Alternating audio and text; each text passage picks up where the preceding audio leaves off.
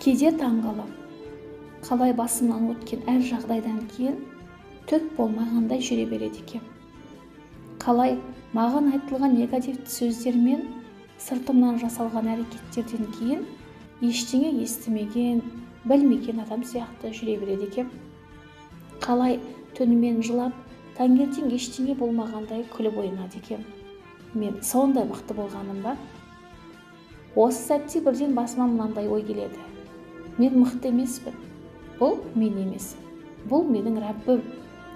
Ол мен сүрінгенде мені аяғымнан тік тұрғызды. Мен жылағанда мені жұбатты. Мен шарасыз қалғанда мені қолдады, рахмына бөледі. Мен қанша күнә жасасам да мені тастамады. Маған адамдардың теріс сөзі мен әрекеттерін елемейтін, тез сынбайтын жүректі нәсіп етті. Мен үшін мен жасадым, мен мықтымын деген ұғым жоқ.